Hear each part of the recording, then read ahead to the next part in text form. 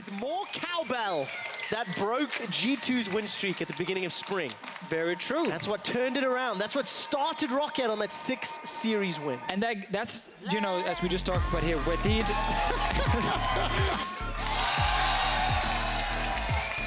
You're getting it. You're getting it. Well, you can't be losing if you're just playing music. Out of that one, Besty, and this is smart. By him dying so quickly, no one sees the missed ulti. 2-man knockup from Jayce. Fate's called by some time. That's a 3-man taunt into a 2-man knockup into Roccat getting wiped. Okay, another game for YOLO play, guys. A lot of damage comes in, not enough to escape it, but double TPs mean Hiku could be in trouble. Kikis is on the win with Mordekaiser gonna ult up. Now he's got an 80 carry to back him up, but the chain CC starts to come in. Kikis has got the damage, so does Hiku. First off, I just got to tell you, you're the player of the series. How does it feel to get back on that stage and be the big man there? It's not only what you bring in game, but also outside of the game, the work ethic, team environment. When someone plays the game for so long, he changes as a person, because I improved so much as a person, even like year to year, like month to month, I always like improve. Mysterious monkeys take down the ninjas in pajamas and find their first series win. H2K are knocking on the Nexus, and with the fastest win of the summer split, obliterate Roccat.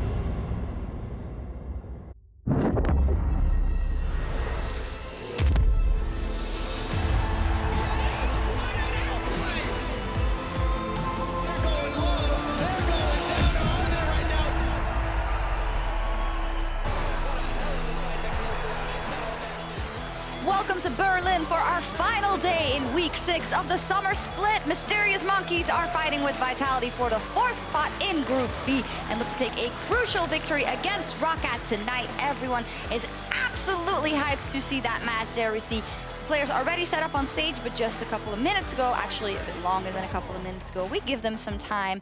Kikis with the swag and amazing doing I don't know what. Every team has their own warm-up ritual, I would say. Some will throw candy at them. Some throw candy, and their Pridestalker doesn't know quite the way yet. I mean, he hasn't been here for that long, but luckily we found our way to the Analyst desk. Hello, everyone. I'm Sjokz supporter, joined here by Andrew, Vedius, Day. Our counterparts over in the LCS yesterday, they had a very flamboyant and fitting opening to the show. I have nothing but applause for that. That was a quality intro. That was great. I have a lot of applause and then a bit of saltiness for that, but I think it's cool. I think it's very nice. We, however, I am dressed in blue, but European Union flag colors. But on the other hand... You're stretching now. Yeah, we don't have too much to be proud of, and that's how we're looking at these games. And yesterday, G2 and the Unicorns of Love, who obviously didn't do too hot at Rift Rivals, they still managed to get a victory over their counterparts. And I do want to look at the two series well, separated from each other, because in my opinion, G2 versus Splyce, those are some very hopeful signs from the side of G2. So Vedius, is G2 back? Well, it's only a week after Rift Rivals, but they certainly are looking more improved. I felt like their game one, they were a little slow, and they left a few openings for Splyce to punish, which they did do so very effectively. But game two is really where we saw much more of what we wanted to see from G2. They played around Perks, they got him an early lead, and once he had that initial snowball, my god, did he run away with it. This guy seems to perform so well when he's allowed to get these assassins, and this is more of what we want to see from G2 in the future. On the other hand, Splyce, obviously a team that is fighting for that playoff spot, who we have high expectations for, should not get routed in that way by a G2 that was struggling. So we'll never really know if G2 is completely on form again, or if Splyce was very awful yesterday, but it is disappointing nonetheless. Yeah, I think that for Splyce, they were more upset about their own performance and how well they performed, because they had a lot of expectations coming in with the extra week that they'd had to prepare. They saw a lot of what the EU teams were doing and what they were doing wrong, and their goals this week were to try and better punish that. But from what we're seeing so far, it's still very similar from what we've seen of the Splyce of old. So still a few more weeks left. Let's see what growth that they can make, and there's still time left in the split overall. We'll see what happens. Of the other Rift Rivals team, the Unicorns of Love yesterday, also winning their match versus the Misfits, but I would be hesitant to say that I saw a lot of improvement from the side of the Unicorns of Love. It was very much typical Unicorns of Love team fighting style that won them the games, not very much different from what did win them some games at Rift Rivals. It's nice to see from the Unicorns of Love some aspects that are the same in the sense that they're always willing to bring out crazy picks and they're always willing to try new things. With the Kindred, it didn't quite work out, but they're still very good at team fighting, and that's something that you can always praise them for. The issue is that we're not seeing a huge amount of change in terms of their early playstyle and their individual performances. It has only been a week after Rift Rivals. There's still plenty of time for them to develop, but I'm just keeping their eyes on what they can now do with some of the new picks, like the Analyst that they have been drafting. A couple of things to track there. Very short about the Misfits, obviously, just as disappointing as Splice, maybe even more, because they showed some of the same weaknesses as they did when they gave up their lead versus H2K. Again, they don't quite seem to know how to finish out a game that they are ahead in, so we'll have to track that as well. But with that win, G2 are now on 2nd place in Group A, which is a totally different picture. Yesterday, they were flirting with that 4th place spot and with the Roccat spot, and now they find themselves at number 2, and Unicorns of Love keep their place behind H2K. H2K, before we see Fnatic play and maybe prove us wrong, seems like the strongest team in Europe. It's nice to see that there's a lot more variation this time around. Last split, it seemed like there was a clear top and a clear bottom. This time around, a lot of different teams are getting better at different rates, and some are underperforming. So, like, it'll be interesting to see who makes playoffs this split. Definitely so, and Vitality could be a front runner for that. They have been putting up 2 series wins in a row, and they're up against Fnatic, which could be a very spicy one if Fnatic hasn't shown anything new yet. Vitality's on a roll. Nuke Duck, man. Odoamne himself said that that could be a 2-1 going in favor of Vitality, so definitely a series that the audience should keep their eye on. Definitely so, but we're going to start with the Mysterious Monkeys because they have a great chance to gain some ground in Group B. They're going up against Roccat, and Roccat, well, they received a spanking of epic proportions at the hands of H2K 2 days ago. It was just, well, really not good from the side of Roccat, what we saw. Gold difference awful at 15 on average. Also the fastest loss and also the fastest win for H2K of the entirety of 2017.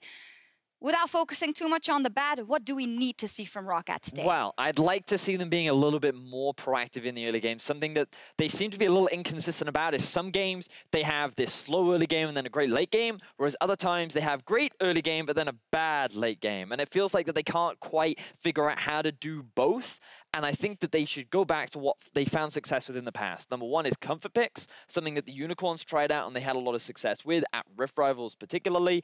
And they just need to play the slow early game. I feel like that when you're going up against the Mysterious Monkeys, something that they're trying to go for is a fast early game start. And as long as you can deny that, you can better transition into the mid to late game where you can use your slightly more experienced players to try and take advantage. What if you can't deny it and Amazing and Kikis go absolutely off and you're down 3,000 gold at 15 minutes? It's another H2K series all over again, where they so, get that early game lead and they just instantly roll over. So how much do we think Amazing will be able to replicate what H2K did 2 days ago to Roccat? Well, I think that there is a very high chance. You can just see running through some of the stats how effective these two are as a unit and how well they have built up that synergy over time. They demolished through the Challenger Series. Their union has been getting stronger and stronger ever since they've joined the Mysterious Monkeys, and as a whole, this team is looking better and better, especially in the early portions of the game. So I feel like we're going to see a clash of styles once more, which is one team's focus on the early game building leads, whereas the other's focus should be to play a little bit more of a slower game and try and draw it out to the later stages. We'll see what happens indeed. Mysterious Monkeys, very interesting position in Group B because Vitality is climbing up the rankings. Splice was underperforming, so maybe they have a chance to make it into that safe spot. If not playoffs, that are the things they are dreaming of, but this is a must-win matchup for both teams. Let's send it over to the casters and get into the action. Thank you, Sjokz, and hello, everyone. I'm Daniel Drakos, joined by James Stresso Leary. We're getting ready for the series, and I think we're pretty excited about it. Mysterious Monkeys going up against Roccat. Now, Roccat, admittedly, not the best series earlier in the week, but we haven't seen Mysterious Monkeys in so long. We kind of have to wonder what they've got cooking. They're always fun to watch, and then we've got to look at whether Roccat can actually bounce back in this series. Was a hard loss, but this is the kind of series they should be competitive in. Definitely should be. Well, let's take a chance to look at that Roccat lineup starting on the blue side. And as we run down, one man who did really suffer in that series versus H2K was Besty in the mid lane. So I think we have some pretty high expectations for him coming into this one. And the team really needs to see him step it up if they want to find a win here. Yeah, H2K really punishing through the mid lane, but going up against the Mysterious Monkeys, like Cozq isn't the best performing mid laner, so Besty may have a better time here. But speaking of those monkeys on the red side of the Rift, we've always got to look at one man on the Mysterious Monkeys since the changes. Kikis in that top lane, playing just a plethora of crazy different picks. The Mordekaiser, the Aatrox coming through. I'm waiting for it. I'll be honest, I have no idea what we can expect. We saw so many new picks over the course of multiple Rift Rivals that I'm wondering, Kikis, if he's going to try to stay edgy here, he's going to have to pick something really, really weird, like a Shyvana. 10 minutes ago, and I was like, come on, tell me what you're going to pick. Tell me, tell me, tell me. He said, you can't even guess what I'm going to play today. So maybe there's something even crazier that's going to come out from the Mysterious Monkeys. But the one thing is for certain, I was having a conversation earlier in the week with Kikis. He was saying that because top lane has gone towards carries, there's now a counter for just about every single pick. It's just if you're confident enough and brave enough to play it on the stage. Has not shirked away from that yet. So we'll see if Mysterious Monkeys want to use that last pick for him. They do have the luxury of that over on the red side. Now Roccat coming in pretty quickly with the bans. Interesting. Taking the Xayah and the Camille off the table. These are not champions we usually see priority banned. Right, but we saw the Camille for Kikis every single game. Well, the 2 games against G2. One thing differing now in this game, Rakan banned on red side away from Wadid. In just about every game yesterday, we saw Zac, Elise, Caitlyn banned on red side, with Caitlyn gone now. You have to think Elise is a potential for Mysterious Monkeys, but Pridestalker is the Kha'zix he's been playing, the Warwick recently. I'm not too afraid of his Elise. Mysterious Monkeys seem to say they are. They don't want that as a first pick. Everybody has been playing that. Still give him the respect in the end, but it does leave open the first pick, Thresh. Galio, in theory, still on the board, has not been as high priority in recent patches. To be fair, Kikis, we could have guessed that one, but I don't think he's going to lock it in. He plays it into tank matchups, typically up in the top lane. Saw that in the promotion tournament out of him. Kikis, you're going to have to show us something differently. But the Kikis, the Kalista, very strong pickup. If the Braum comes alongside it, you can look at how defensive setup the Braum allows Kalista to have a lot of freedom in the backline. And now the remaining 80 carries, basically Ashe, Varus that you're looking at for Roccat, and Braum does well into both. Yeah, happy to have the ability to mitigate all the potential damage coming in. That combined with the passive always feels like Braum is a solid pick, but the question is, will he offer the same amount of pick potential that the Thresh does? Wadid, of course, notable for those playmaking supports. You can see some impressive stats from him there at the bottom of your screen. Interesting Jhin pickup here. We've been seeing it rise in popularity and are expecting it in volumes next week on 7-14. We are on 7-13 still, so... Thank you. Thank you. No Dusk Blade. Thank you. No Dusk Blade, no Bramble Vest, no Singed. One more week. One more week. Holding out.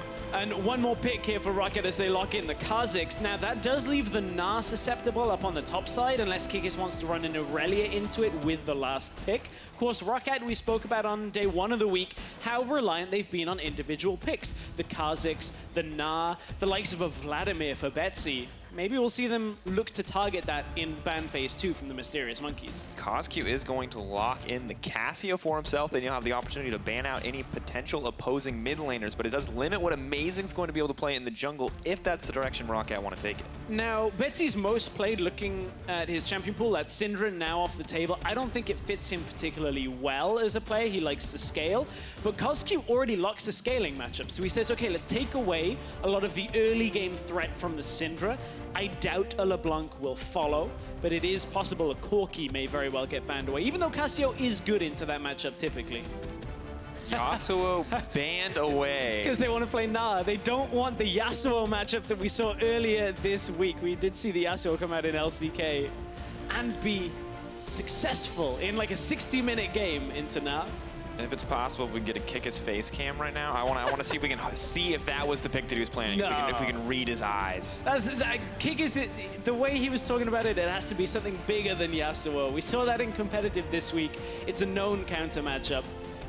All right, well, we're going to find out what it's going to be. Yasuo banned away from the top lane matchup. Interesting to see. Does show potentially the priority in the Gnar that you already mentioned. Orianna taken away from the Cassio as well. Yet another neutral matchup or potentially winning matchup in many cases. And it's likely Mysterious Monkeys go jungle on this rotation. You look at the likes of a Rek'Sai or a Lee Sin going into that Kha'zix. It's something that's not too difficult to call. Gragas, if they feel they can wait through the early game, could have that kind of impact and allow them to flex towards the top lane. And it's been a pretty comfortable pick. We have seen it pulled out before, so Amazing getting his hands on the Gragas. Tried and true on that option.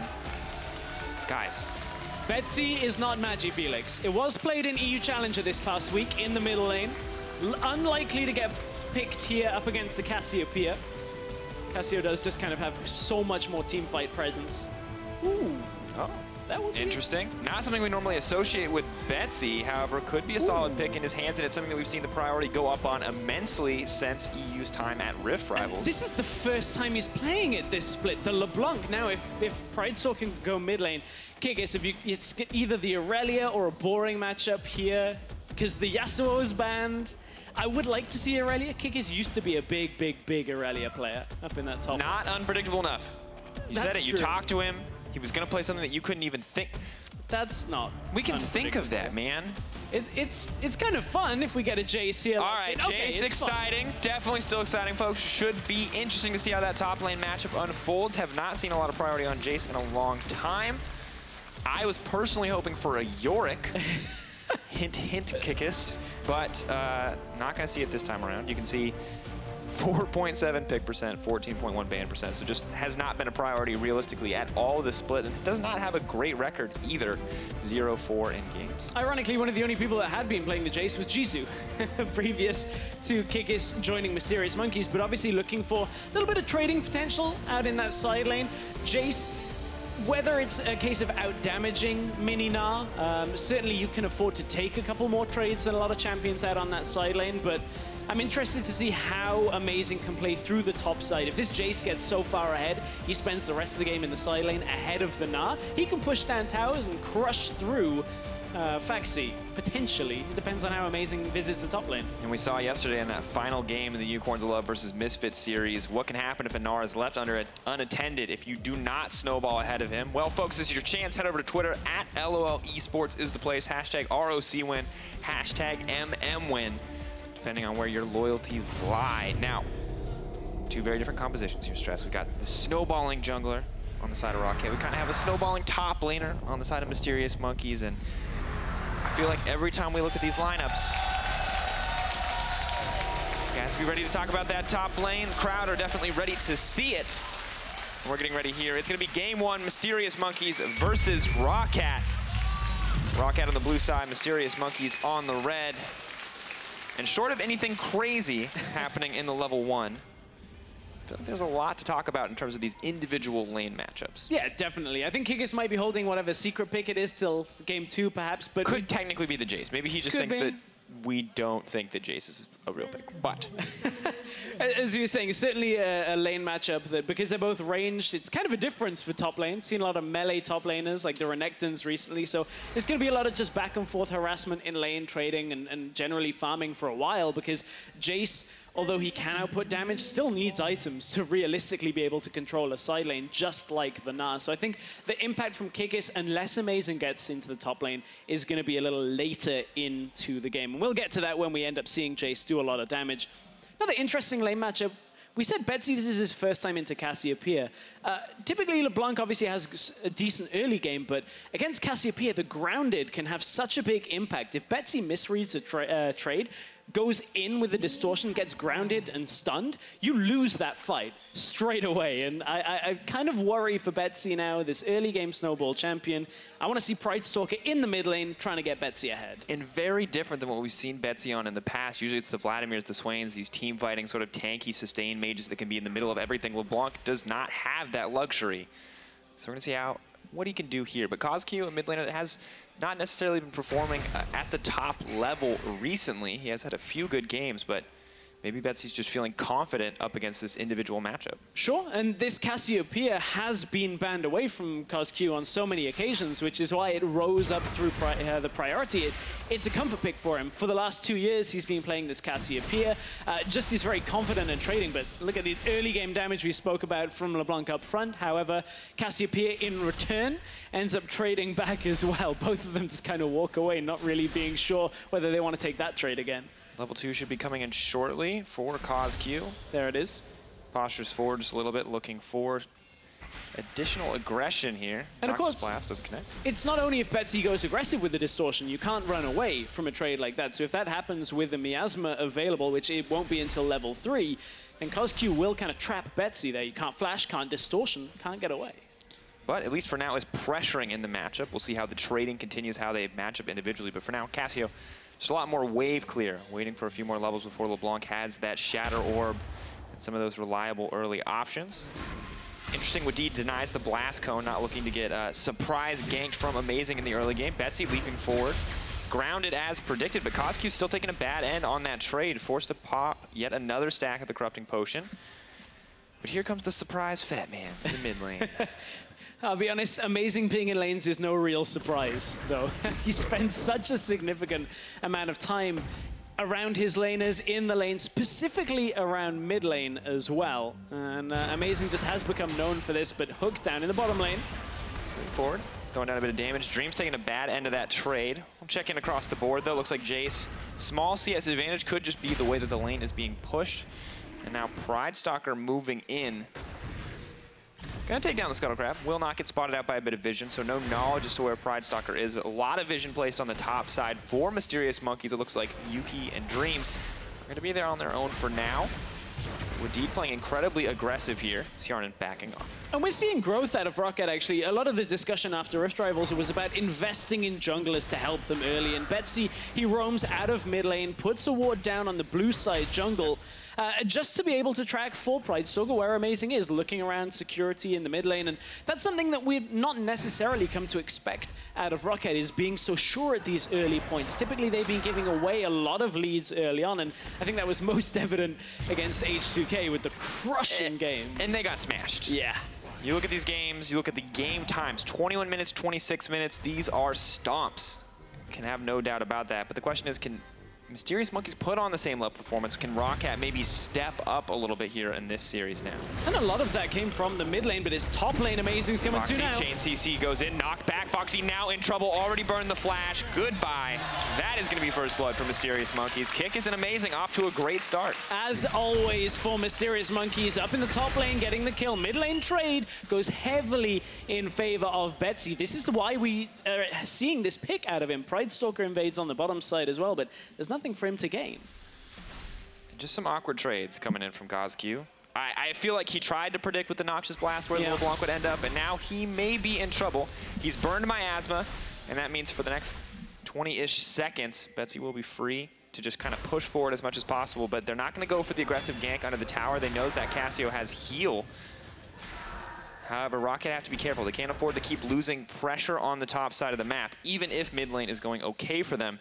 And Amazing now just moving to the bottom side to continue clearing out the jungle. Yeah, that's the problem on the top side of the map. You were talking about Paxi now with no flash. Amazing is very likely to re-gank the top side, and it's as easy as him being in the bush, pushing up. Paxi uses his wallop and is running out of Gnar at the same time. So actually, maybe the least fortunate time for Paxi turns back into that lower resistance, lower health pool champion of the mini Gnar there, and unfortunately can't survive. Amazing, despite being on a jungler that a lot of people will wait till level 6 on to really have that full impact on Gragas, he gets into the lanes early. This is what we were talking about. Typically higher jungle proximities, especially in top and mid, than on average. And that's difficult to contend with somebody like Pridestalker, who has kind of been invisible on the other side of the map. Definitely not the same thing. And now Amazing, interestingly enough, not spending as much time mid this game yet. And Cozq, definitely someone you need to support. He has been a player that has been struggling immensely in these individual matchups. And that isn't expected. When there's such a high jungle proximity mid lane, you wouldn't expect to be 9th in KDA and kill participation, behind in CSD, but that's unfortunately how Cozq finds himself, is he has struggled against some of the mid laners here in the LCS. Now, Besty is one of the ones we expect him to do better on, but Besty seems competent on this Lebalanc right now. He's taken decent trades. You see the Mimic usage there to lock down vision on Amazing, and Betsy's actually doing a pretty decent job right now on the Lebalanc. Definitely the case. He's definitely winning a lot of the trades against Cozq. Cozq suffering a lot in the laning phase. You can see Tier going towards the scaling that you mentioned during Champion Select, and on the opposite side, Besty content just to fight for the laning phase with the Dark Seal and the Dorans. Top side of the map, interesting enough, Jayce, early Blade of the Rune King, appears to be what he is working towards. Bilgewater Cutlass will give him a bit of extra sustain. Paxi with just the bits and pieces, no full items completed yet. And one of the reasons perhaps we might see this Blade of the Rune King built early is Gnar is one of the slipperiest champions to lock down. If you can get that hop away, he generally in a long lane will escape you. Has slows in his kit. And in Gnar, obviously, can crowd control you and deal with getting away. But Kikis will be able to stick with him a little bit better, use the acceleration gate, perhaps, the movement speed you get from swapping form in Jayce. He's just going to be able to stick on top of Paxi and try and push him down and get as much out of those trades as he can. That might be one of the reasons why Kikis is going this route. Definitely will allow him to stay close. We saw that from the Kennen from Alfari as well yesterday against Vizichachi. Pridestalker continuing to move in for a little bit of vision. Doesn't look like he pings out or has spotted Amazing quite yet, but definitely can take the 1v1 if he gets the opportunity. Amazing, though, on the way to the bottom side of the map. Control ward, sweeper. He knows he has not been spotted, but the ping's still coming out. Ping responded opposite side. I can't even tell if they have jungle vision or they're both just taking turns hard reading where the opposition is. But either way, both teams seem to be painfully aware of where each of the jungles are. Amazing was just spotted out by Hjarnan after leaving the bush to get a ward down himself. So they certainly have some sense of vision on Amazing. But this jungle matchup is a really interesting one because Amazing is playing on the team that Pridestalker qualified to the LCS on by beating Amazing. So when you look at how their lineup to this match actually goes, Amazing seemingly has a little bit to prove now because Mysterious Monkeys have been struggling without Pridestalker in the early weeks. Of course, Llama Bear subbed out for Amazing and they've been looking a lot better. And now it's this time where Amazing gets to have his own back. Obviously, everybody heard about him not being selected for NIP, and now he's finally here against the other team he was playing up against in the promotion tournament, and now Mysterious Monkeys committing hard to the top side of the map. Foxy has to be careful here because the lane swap has come out. Yuki and Dreams not interested in continuing the laning phase, looking to break down this tower and get the game just sped up, trying to increase the pace already. Kalista very strong early, can be strong. Cozq continues to trade aggressively. Flash forward on Wadid. That's the hook. Guz gonna move in, does dodge the petrifying gaze. Looks like the team not even on the same page. Besty now finally moving in, is gonna get the kill in the end. Scattered calls coming in from Roccat, but they come out on top in the end. So I think Wadid and Besty were on different pages to begin with, and then Wadid actually outplayed Cozq, getting the Flay to dodge the petrifying gaze, and then Betsy's like, oh, he just used everything. Okay, I'm gonna go. I'm gonna get this kill now, and Besty committing to it in the end of all things, and you can see Cozq was not expecting the roam from Wadid up towards the middle lane, and because of it, Mysterious Monkeys actually slowed down topside as well, had enough time for Hjarnan to get up there at the end of this, and you can see Cozq pushing up, doesn't have vision on the bottom side. There's a control ward even blocking him topside, so anybody could have been coming from any way, and look, Cozq was trying to catch Besty on his way into the aggressive play, but it wasn't really there. Wadid doesn't get hit by the petrifying gaze, beautiful Flay, manages to pick up the kill for Besty. That is a frustrated face. Yeah. On the side of Cozq, definitely not the start that he wanted, and Lebalanc just continuing to scale up, working towards that gunblade, going to be incredibly obnoxious to deal with, but those small moments where the team doesn't look exactly on the same page are a bit concerning for the side of Roccat. The full lane swap, however, has now come through. It's 10 minutes, small gold advantage for Roccat, nothing major.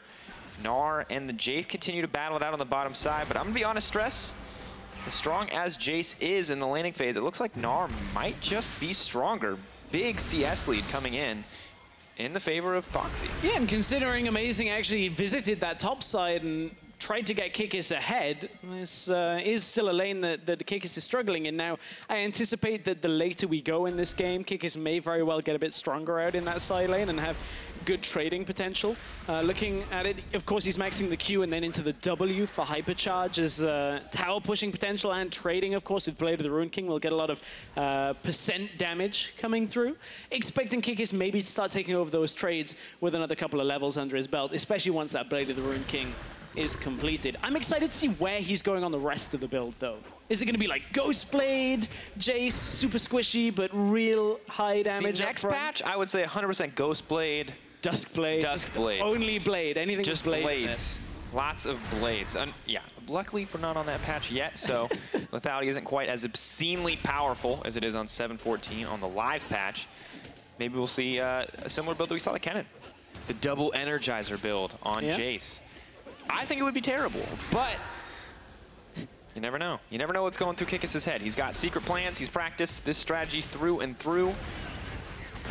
No blocking to come out from Dreams. Hjarnan and Wadid actually doing incredibly well in this matchup, and Yuki and Dreams actually normally a stronger point for the team, but do appear to be suffering now as we get further and further in. Nice crit in. Fade's called back out, lanterned away. Hjarnan and Wadid just outplaying their opponents. Cozq moving forward. That's the chain CC coming in. 3 stacks, 4 onto Wadid. He's going to get taken down, but the TP is coming in. The play will continue. Surprise, it's not the real Besty. Dream's going to burn some cooldowns anyway, and that's going to be the kill back for Roccat. Yeah.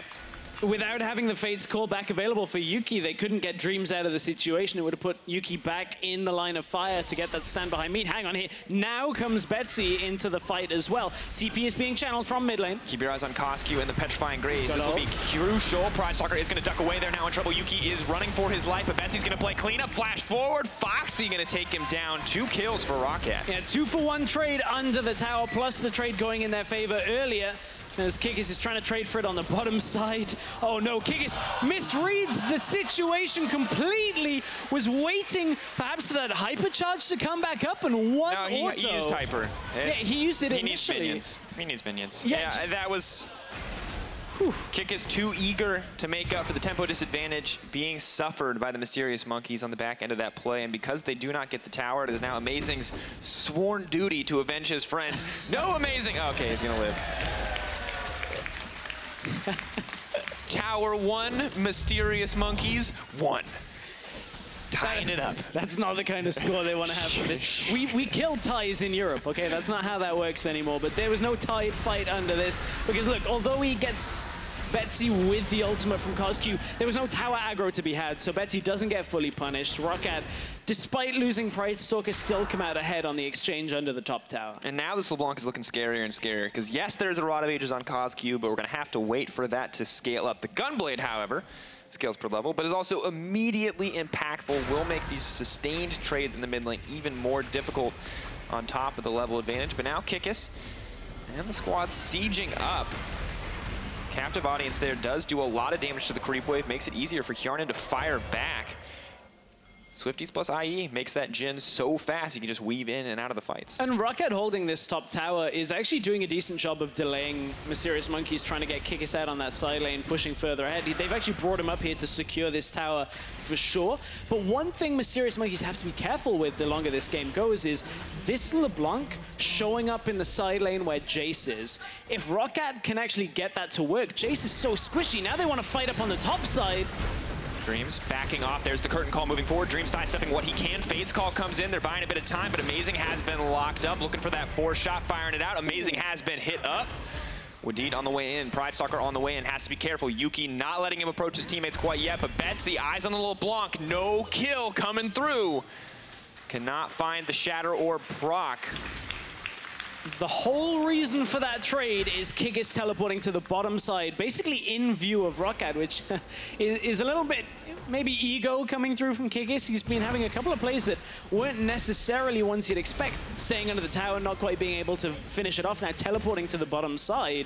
And that allows Roccat full control over the top side of the map as well. And this is maybe the way that Mysterious Monkeys are going to try and get back into this game, is have Kikis make these risky, you know, unorthodox plays and try and snowball back. But Amazing's caught. Goodbye, Amazing. That is a fed Lebalanc. 3-0-0 the score from Betsy. He was a liability versus H2K. Cannot call it any other way, but this game he is having a massive performance. Those clean roams to the top side have been helping the team get ahead. And this is only Betsy's second ever game in the LCS on LeBlanc. The first was all the way back in spring 2016, and it was a loss. Now he brings it out up against Mysterious Monkeys in such an important matchup here. Of course, Roccat are trying to maintain their position over in the group, and against the bottom team from the opposite group, this is a matchup they must win.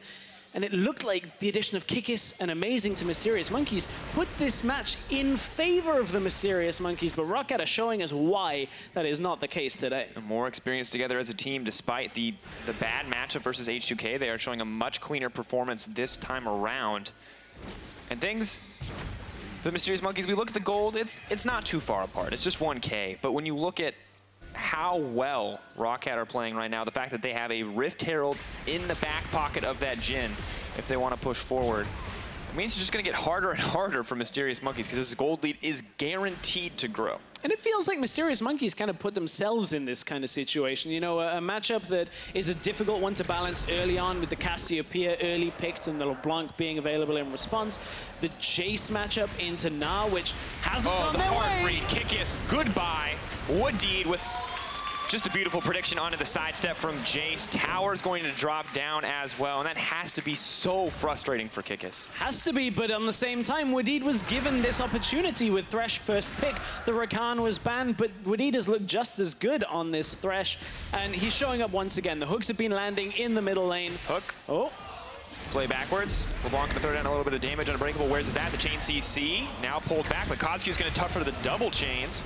Lebalanc leaping forward again, immediately grounded. Here is the Rift Herald, not much of a creep wave to back it up, but they don't need it. Another tower is dropping for Roccat, and suddenly, in just a moment, in a minute, what was a tied game goes to a 3K gold lead in favor of Roccat. And this is so much better out of Roccat than what we saw against H2K. Now, of course, their opponents are on different levels, but Roccat, this game, are being active on the map. They're trying to make plays throughout this mid-game portion, and Kikis was not safe under this tower. He didn't read the situation quite right. Wadid, on the other hand, read it perfectly, landing that hook, and then they transitioned mid lane with the Rift Herald. That, remember, they got Rift Herald by Kikis teleporting bottom lane in vision, and basically gifting it over to them along with a couple of kills. So Roccat have really capitalized on what Mysterious Monkeys have given them time and time again already.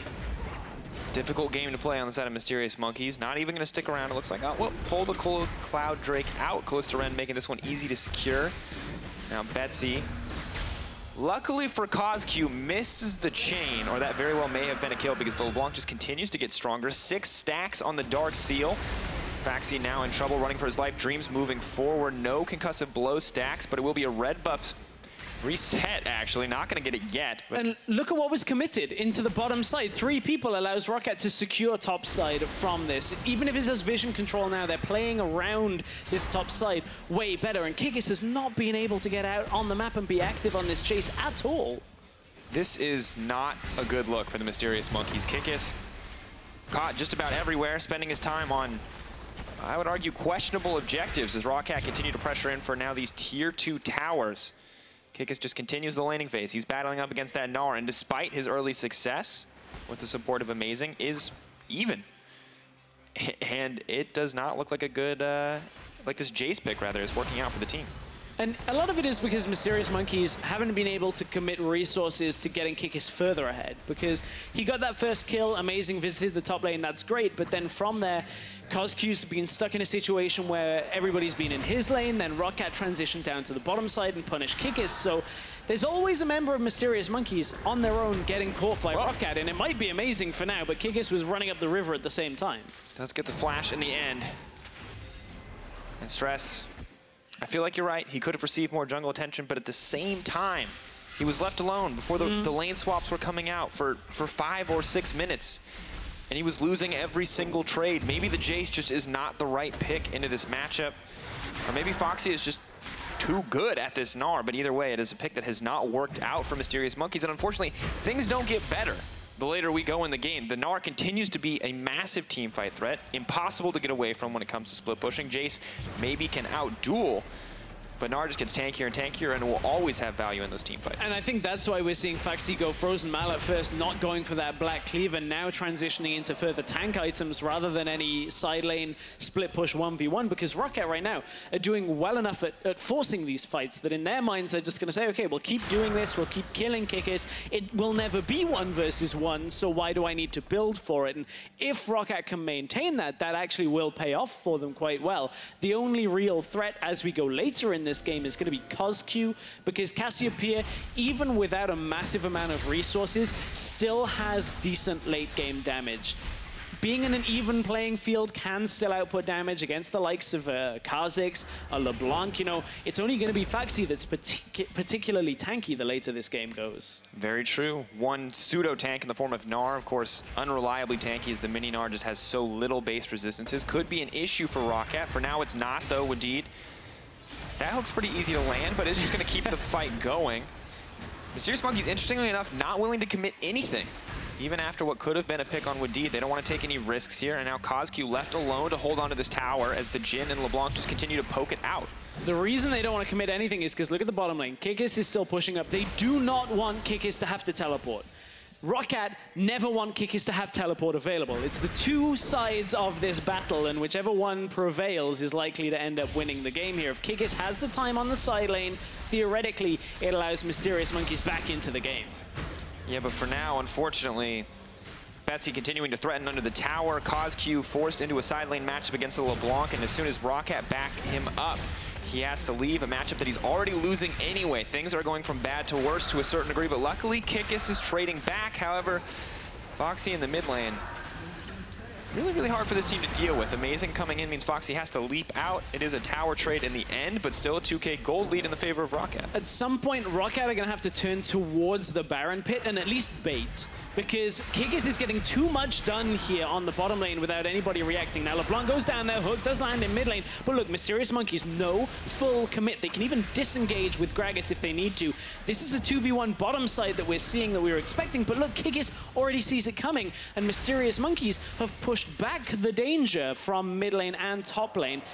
Okay, they lost the tower, but they traded it on the bottom side. This is actually a beneficial trade for the Mysterious Monkeys. Yeah, it does work out. They respect the potential gank onto the bottom side onto Kikis. They see two members committed. They pressure in the mid lane. Looks like Mysterious Monkeys playing decently well around the pressure, doing what they can to clear out the vision, secure some vision of their own in this Baron pit, but unfortunately the entirety of their jungle is warded up right now, and they just cannot clear everything out. Besty is hunting, leaps over the wall. Not going to give a chance for the miasma to be cast, does just go right back. Pridestalker going to find the isolated target, leaping forward. That's going to be Dreams getting popped. Besty now on a rampage.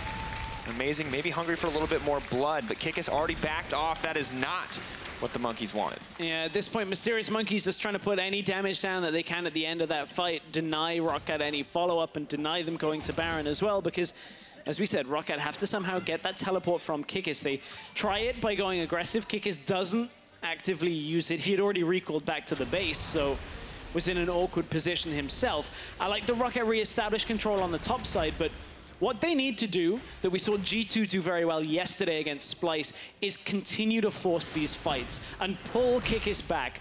That was one thing that Tom Kench for Mithy did great. They would always just utilize that Abyssal Voyage, get a fight started. Now, while Roccat don't necessarily have that, utilize the Curtain Call, utilize all of these longer range abilities, try and get Wadid to land a hook, and try and force Mysterious Monkeys into a situation where they have to regroup.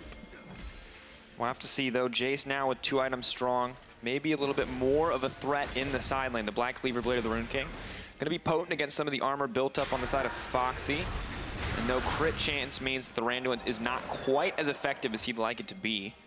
A lot of things in this game are actually a little upside down from what you would expect. Running a double teleport composition, you'd expect us to be talking about Roccat being out on the side lanes, top and bottom lane pushing forward, but Kikis seemingly is stronger in Faxi's mind than the Gnar right now, which means Kikis is the active split pusher, neutralizing one of those TPs already. So it's kind of on Rockat's onus to bring back Kikis, because he's going to do a better job than Besty will out on the other side lane. Obviously, Kikis can't push up to an inhibitor tower while Faxi is still there, but a couple of things backwards in this game that is different from the norm when you look at Summoner spell setup. I have to respect it. Of course, interesting, as mentioned, that Besty isn't matching up against the Jayce. Feels like he is strong enough to out 1v1, but it looks like Roccat want to utilize the power of the LeBlanc to force plays on the top side. They'd rather give up one lane to get a lane in return than have the two match even. Roccat backing off in the mid lane with pressure coming in from the Mysterious Monkeys could mean a tier 1 going down, but they're sticking around long enough to clear the wave. The Mysterious Monkeys going to take this chance to get down a little bit of vision around the Baron pit, try to stop Roccat from being able to invade so aggressively. You can see Kikis even built to start taking down more tanks here. It's Black Cleaver after the Blade of the Rune King. We were discussing where the options of his build path would go. On the other side, talking about Besty, actually we're preparing for a fight. Cozq has to be careful. Flash over the wall, but Snare still going to connect this. Chain CC moving forward. Dreams is going to block what he can. Foxy is right in the middle of everything. Only going to hit one with the ultimate. The Fates call, the disengage. They're looking to start this one back up. They're going to take down Foxy. Yuki dishing out tons of damage. Dreams now set to fall. They're going to have to back off. That is a stunned up Pridestalker. Wadid trying to pull back. And a captive audience gives the disengage. Mysterious Monkeys cannot move through that slow. Shock Blast. Gonna go wide. Mysterious Monkeys still maybe looking to push a little bit further forward. Wadid lands the hook, but there's no one there to back him up. And now, Mysterious Monkeys with the power of the Cassio, the threat of the damage from these 3 carries may just be able to take down this tier 1 tower. And Mysterious Monkeys, despite going 1-for-1, want more. Ooh, the flash body slam. Wadid now in trouble trying to hook out. Not gonna predict on that one. Kikis running down the mid lane. Besty threatening. He knows he can take out at least one member. Will he have to trade his life in exchange? Yuki locked up. Not going to find the snare in the end. Constantly threatening with the body slam. The flash out from Besty. Chain connects, disconnects. Yuki running for his life. 4-shot hits on Amazing. May not have been what Hjarnan wanted, and suddenly the trade's a lot more even than we may have expected them to be. TP from behind. Oh, but he's mini. Mini Gnar does come in, does use the Randuin, tries to slow up the targets. Foxy's still incredibly tanky. The rest of the team leaping forward. Dreams on the way in as well. Keep your eyes on that Mega Gnar. He can just strut through the tanks. Mega Gnar comes out, but he's locked up. He cannot leap to safety. Over aggression from the side of Roccat. Mysterious Monkey's now backing off. Roccat desperate to get something back.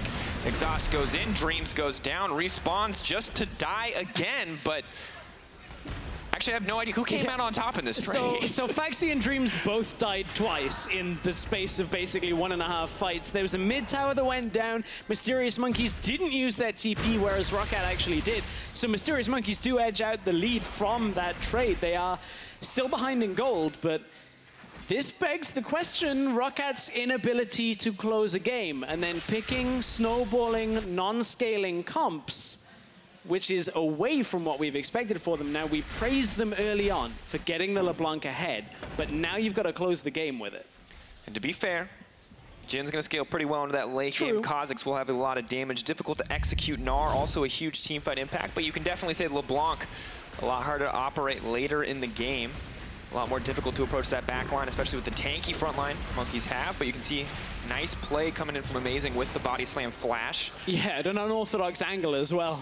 Doesn't go directly forward, but Paxi at this point, he jumps in, Mini Gnar, doesn't even have his ultimate cooldown available for this fight. I checked it on my screen, and it actually wasn't available. In this spectator, it is, but there wasn't that Gnar available. And that means he just kind of runs in to die again. Look, I mean, he's dressed in his pajamas. Mysterious Monkey's all right, if you want to go back to bed, knock him out, make it look pretty easy. Amazing. Just going to back off. Both teams seem constantly ready to force a fight here.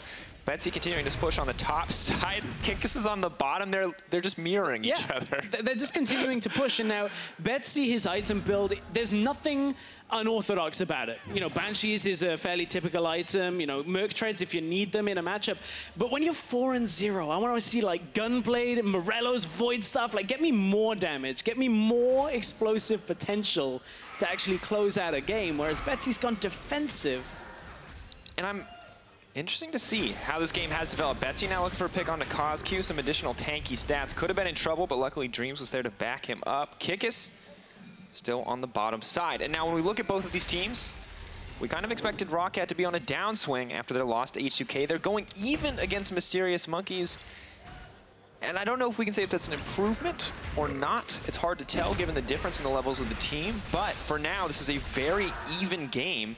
Despite the early leads Roccat was able to build, Mysterious Monkeys have been playing this mid to late game actually very well in terms of catching up with Roccat. Much better than the beginning of this game, as Roccat was starting to realistically build their lead through and getting ready to say, hey, Roccat, this was actually an uncharacteristic performance that looked good through the early game, and despite losing a kill topside, you got the lane matchup back in your favor, you snowballed mid lane to get 4 kills on them, and you're just going to keep going and get these extra towers, but they've slowed down.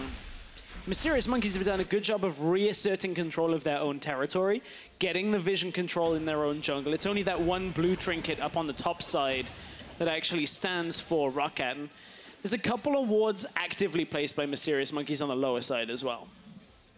Interesting too now. Betsy on the bottom side does use his passive to continue to scout out on the bottom side, maybe hoping to get a summoner out from Kikis. Lane matchups. No one looking to put too much priority on Baron. A little bit of vision laid down, but it looks like neither team confident enough to take the fight or confident enough in their vision to force a bait. So now, Stress, we exist in a stalemate. We do at this point. I want to give Betsy a little bit of props and then unfortunately take it away from him again. That mimic down onto the bottom side was nice because it was like, oh, he's walking over a ward. Kikis is maybe he'll end up backing away and recalling. Well, there was the second ward that actually saw the real Lebalanc moving through his own jungle. I mean, to be fair, that's Besty doesn't know, right? Know, it's not like exactly. Besty didn't stood on a control ward and was like, he's not going to see this. It was nice, though. Like a nice attempt with that Mimic to get it to work. And especially since, as we said, this is only the second game of LeBlanc Besty has played. So I'm trying not to be overly critical at the same time of him. Oh, Amazing now in trouble if they can take down the jungler. This will mean Baron for the Roccat team, but Amazing is pulling back. Dreams, once again, could be the sacrificial lamb. Kikis is on the way in. Nice shock blast to poke down Besty, but neither side going to commit any more than that. Amazing, though, in dire straits in terms of health bar. And Yuki has to be careful, is going to get locked at the team now, leaping forward. Pridestalker on the front line, but a three-man stun. Cozq may not be enough. Wadid goes over the wall, but he is all alone and isolated. Fate's Call going to save the support, and that's actually the kill for the Mysterious Monkeys. Dreams goes in again for some reason. Foxy knocks the team back! What an ultimate! Roccat now poised to take the fight. No hope left for the Mysterious Monkeys. A clean fight. Kikis TPing in. He's trying to fire back.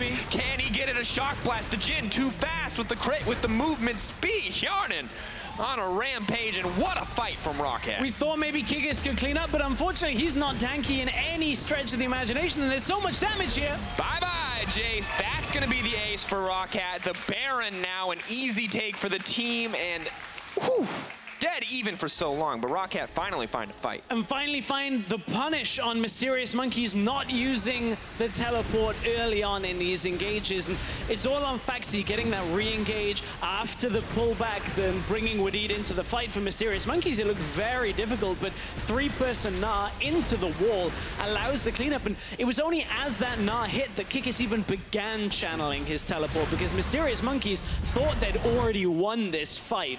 Roccat initially looked to get the pick on Cozq, and this looks like such a great catch out of Wadid and the rest of the team. Hook right onto the Cassiopeia. He gets dragged into the backline, and Mysterious Monkeys here feel like they have such an advantage, but where is it that it goes wrong? Eyes on Paxi. Flash in. Ooh, that's the real taxi, folks. In case you were wondering, that is the Paxi taxi you do not want to mess with. Team fighting presence on point.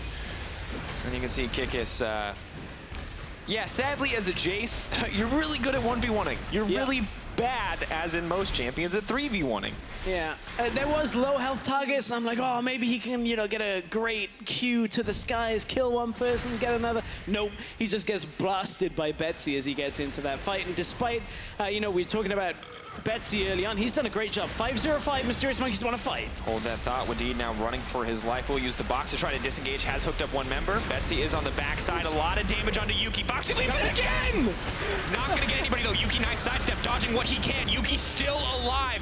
Nice movement coming in for the Mysterious Monkeys. The curtain call not finding anybody. That's not going to close the show, because Mysterious Monkeys are in a dominant position once again. Wadid plays Savior. But even with a Baron buffed up 3 members strong, 2 being deleted in that fight means Mysterious Monkeys have advantage. Even up against the Baron buff, we come out of the replay, and Mysterious Monkeys are right about to catch Roccat in the middle lane, taking it right to them and just running through these towers. Now they're going to get an inhibitor from this, because Jayce has such good pushing potential in this lineup, and Mysterious Monkeys, from what should have been the detrimental play to give Roccat the Baron to maybe close the game, suddenly Mysterious Monkeys just surge right down mid. And we'll take a look at it one more time. The Amazing got nothing. Caught out, split up. They're losing the exchange. Now keep your eyes on the Mega Gnar. The ultimate, the QSS, Marshall poise coming in from Yuki to survive there. That was actually incredibly well played. It was really well played, and then Pridestalker and Paxi end up dying super quick on the top side. You can see the amount of damage output that's comparative between these two teams. And remember, this is a snowballing LeBlanc. There's 5-0-5, a 4-0-9 Jhin in that fight, and neither of them had as much damage as Mysterious Monkeys because they were all running away. And that's the scaling you talked about in the hands of Cozq. Level 17 Cassio approaching the 6-item point that is just so special for anyone who's played against that Cassiopeia. Doesn't need boots. Always happy to have a 6th item. And now Roccat, though, still actually surprisingly confident to move forward and make this play. I like that they're not backing off. They know they still have the Baron buff. They know they can win a fight. And this is an incredibly scrappy game. I love how he like doesn't need boots, as if you know where she'd put the boot to wear it anyway. Doesn't, yeah. Like, no, I said boots. Doesn't need, that's true. Puts them on her hands. Walks on her hands, you know? Seems impractical. Probably why she doesn't use them. Look. Champion design with Drakos. Just I want a snake hands, walks on its hands. That's new champion. Spoilers. Moving forward in this game, of course, I do not feel like Mysterious Monkeys are winning the game. On the other hand, I don't feel like Roccat are winning the game either. I have no idea who has the advantage. The gold in favor of Roccat, but they have 20 seconds left on a Baron buff that is not really going to have done anything outside to take out a tier 2 tower. And Mysterious Monkeys are the ones who out-executed in a fight. Look at this. Look at this. Kikis is running after a 505 LeBlanc because he's got Guardian Angel, and he's like, I'm just going to run at this, and somebody's going to come and help me at some point. He is so far ahead of Paxi when you look at the lane matchup on its own. Guardian Angel was completed. Paxi has like no way to trade against him. He's just got defensive stats for team fighting, which doesn't exactly utilize half of Gnar's kit. Very true. To be fair, Mini Gnar with the Hyper Proc still does a lot of damage, but the second you turn Mega, it's like, you did 3 spells, you did 800 damage. Oh, well, I'm just going to continue to do 200 to 300 DPS per second to you, Mr. Tanky. Of course, has Blade of the Rune King, has Lord Dominic Regard as well, so it's just so much damage. Now with QSS to follow up as well.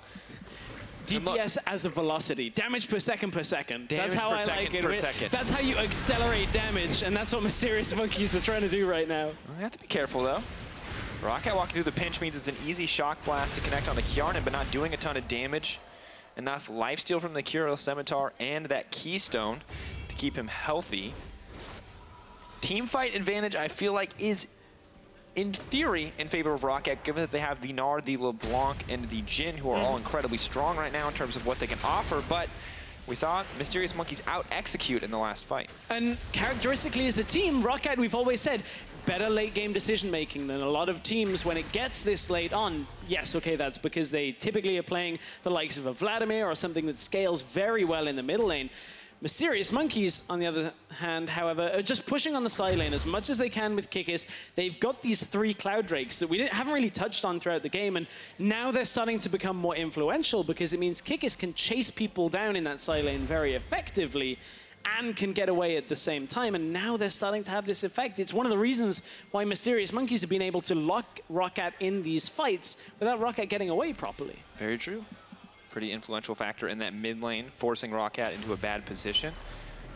Fortunately, the second you enter combat, the Cloud Drake movement speed disappears, so Amazing slowed up there for a moment.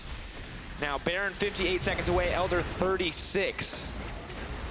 This game will could very well end if the teams fight for this next objective, if it is a decisive fight, but with 2 on the map, they may just opt to trade, and Mysterious Monkeys taking this tower for free. Roccat in no position to contest. And I am having horrible flashbacks, Drakos, to Mysterious Monkeys versus G2. Mysterious Monkeys were trying to split push, it was on a Camille, and the rest of the team started Baron, and Yuki was playing Kalista, and everything looked great, and they had the Ren stacks, and then he rendered But he learned stress. We were both there. We were both very upset that the Kalista did not get the Baron. But this time, we have to have faith in Yuki. Mysterious Monkey fans should as well. If you're Roccat, you're hoping. You're like, please mess up Rend once again. 1 in a million, but... All right, 3 stacks.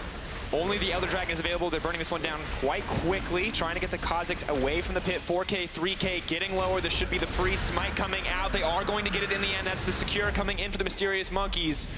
Roccat not feeling comfortable to force the fight. No Mega Gnar coming in. A little too slow on that timer. And now, Roccat are just going to give up Baron. Yeah. It was amazing they got that as well at that point. I don't know why Roccat... I think they're going to try and challenge. The goal is to sink the Smite Rend. Yeah. So if Rend or Smite gets it, usually everything is fine. Right, it's fine. It's just normally the Kalista does some more damage, so you're like, okay, got it, that's fine. All right, if they can steal this Baron, they may be in a good spot. They cannot. Wadid now has to flash out. Fate's Call moving forward. Kikis, will he speed up the team with the acceleration gate? Are they just going to run forward the box? So much true damage coming out with the Blast Cone respawns. team ops to go their separate ways. And now a Baroned up, Elder Dragoned up, Mysterious Monkeys are ready to run it down the top lane and take out Roccat. And it's only through securing the Baron that they have secured a gold lead right now, but they should have everything they need to close this game. You prevent fights utilizing the Gragas ultimate. You've even brought Kikis over at the same time. I don't think that's necessary, but Roccat maybe want to go here. Paxi's mini Gnar, he's only just cooling down. Coming down, is just now stalking up the Rage. Kikis knows he has the true damage advantage.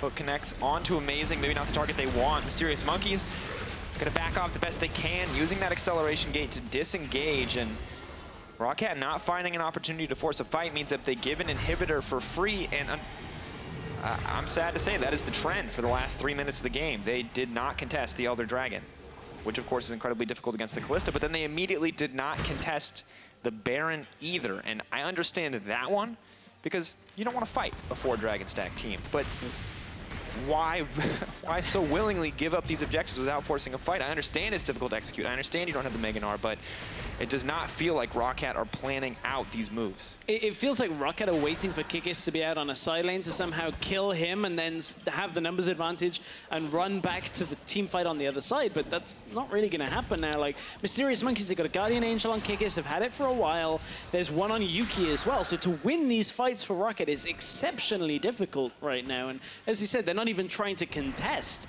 It's as if they're waiting for Mysterious Monkeys to make a mistake and trying to win the game that way, and that isn't exactly a great strategy for trying to come back. But with this Lebalanc, they're kind of running out of options now. There are very few targets that you can actually blow up.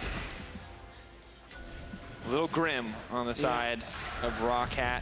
Running out of options very quickly. Hjarnan so very strong on the Jhin, but each of those shots from Whisper is going to have to be a kill if they want to win a team fight. Cozq moves forward, zones them off with the Miasma. Hook not going to connect onto anyone. Besty on the side throws down a bit of poke.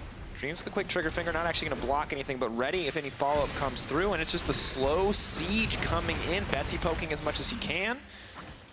1 minute left on this Baron buff. And now Hjarnan does have a decent amount of damage this late. Of course, has Knight's Vow from his teammates to keep him a little healthier as well. But you look at it, Critical Strike, you've got the double energized weapons, means that if he hits somebody with an energized 4th shot, that is really going to hurt them. Or Paxi, however, he's taking so much damage when he's mini Gnar that it's so tough for him to get into the fight. Trying to build Thornmail to deal with the damage that comes out of Mysterious Monkeys. They might want to go. Well, connects onto Yuki. Redemption comes out to mitigate. 30 seconds left on the Baron buff. Roccat doing well to hold out this long. Mysterious Monkeys, they are not looking for a fight right now as it looks. But unfortunately, Foxy being committed at the top side to stop the super minion wave means that Mysterious Monkeys are just going to move in. They're going to break the tower. Amazing's going to look to start the fight. Wadid has been isolated and will be picked off here. Mysterious Monkeys in the driver's seat. Now Hjarnan is in trouble. The ultimate comes out. The CC all going to connect, but they may not have the damage to follow up. Gargoyle Stoneplate keeps them healthy. Foxy leaps forward, but Cozq with the flash forward means Hjarnan is dead. Mysterious Monkeys, they're running through this team, and after throwing so much away, after a 4 or 5K gold lead for the side of Roccat, Mysterious Monkeys are looking to take the game, but Cozq is going to drop in the process, and a little bit of a messy finish here to close out a little bit of a messy game.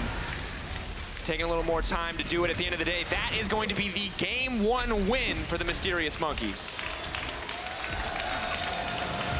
It didn't always look like Mysterious Monkeys were going to win this game. Kikis struggling a little bit despite the early help, and Cozq dying a couple of times in the middle lane. But, I mean, Roccat just didn't seem to have the will to fight late on. They couldn't find the fights utilizing this Lebalanc. And Besty obviously a little frustrated there, quits out a moment or two early. He was 6-0-5 on that game. Perhaps one of Betsy's individually best games we've seen, but Roccat couldn't bring it together as a team to snowball the rest of the game.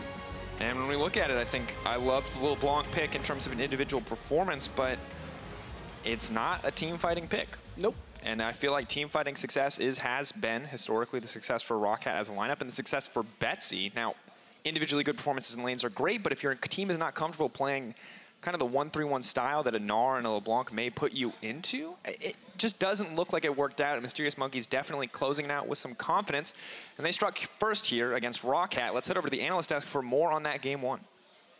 Thank you very much, Drakos, and I have to agree with you there, Lebalanc, that you get 3 kills in very early in the game. We saw what happened when it was in Perks' hands. You just roam all over the map and kill everyone. So even though you're commending the individual performance, I would say the roaming and exerting the pressure could be lacking because you can basically do that on your own. But obviously the game slowed down a fair bit, and we just wanted to highlight a couple of things through that. First up, early game, Wadid had a lot of influence. Not Pridestalker from the jungle making the moves, but that Thresh pick paying dividends for Roccat in the early game. Yeah, I want to take this opportunity to highlight a question I commonly get asked, which is like, when do I roam as a support and when do I ward as a support? And this is a great illustration from Wadid as to when you should be doing that. So if we bring the replay up, we're going to start off by looking at how it's all set up down in the bottom lane. Because what you'll notice is that Mysterious Monkey's bottom, they've just gone back to base. So Roccat Wadid, he's currently sitting on 327 gold. He's got nothing to buy.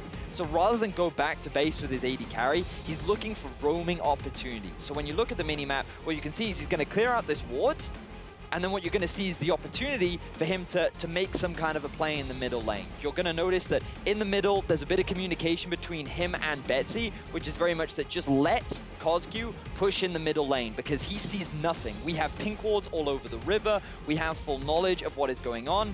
And once Cozq gets baited in a little bit too much, Wadid comes in from the side, he gets locked up, and then you start the snowball for the Lebalanc. And this is just a great example of how you can use vision and an understanding of where your opponents are on the map to try and snowball some of your laners and get this Lebalanc going.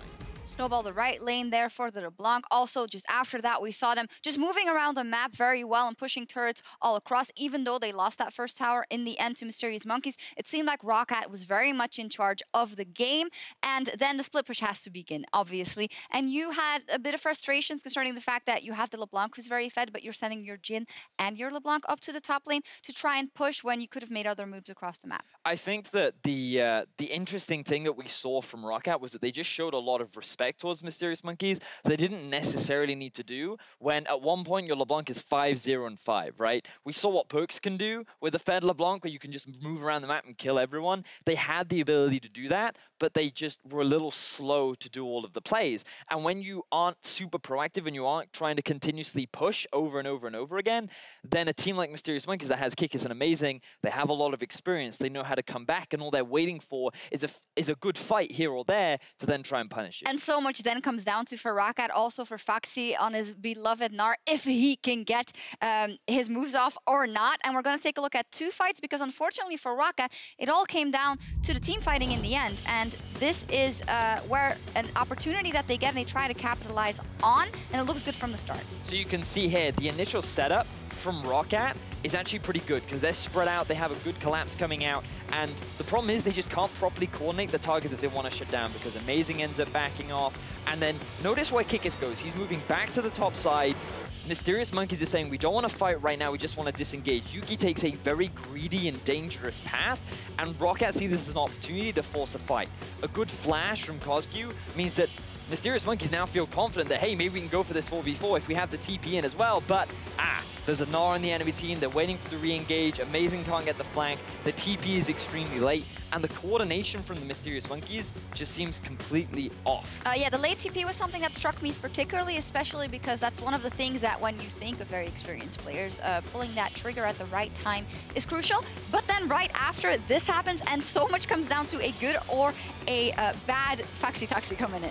Yeah, I mean, this was the great fight the Mysterious Monkeys were looking for. And you have to praise them for their proactivity. The fact that they see just a single individual standing by himself in the middle lane, they just go 5-man unit, rush it down mid, find a pick, grab it, and they rush down for an inhibitor. And Roccat, they just weren't expecting that kind of engagement. And this is just goes back to what we were talking about before. They're a little slow on picking up what's going on the map. They can't read the situation in the immediate moment and see these opportunities or even risks that could end up hitting them in the face. And this already turned into a very, very long first game, a very scrappy one. And to me, it really came down to the beginning of the game where that first pick Thresh for Wadid, he made the moves, he made it happen. But Braum just pays out dividends in the late game. That Unbreakable countered so many of the attacks coming out and was very well played, I would say, from Dreams as well, just protecting Cozq when he stepped a bit too much forward and tilting that play. So a game like this makes you think, 3 scrappy games, or do you think that Mysterious Monkeys can alter kind of the mistakes they made in this early game and come back with a strong game too? Ooh, I think that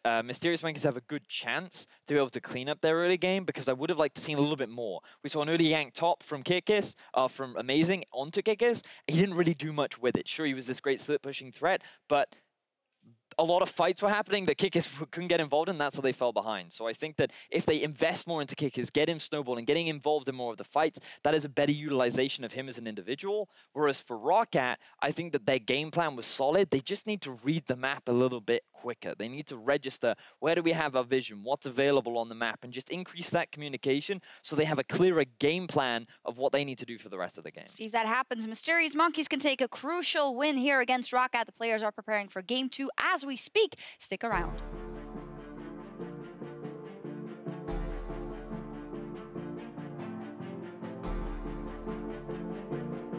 This top lane Amazing's coming through now. Chain CC goes in, knocked back. Paxi now in trouble, already burned the flash. Goodbye.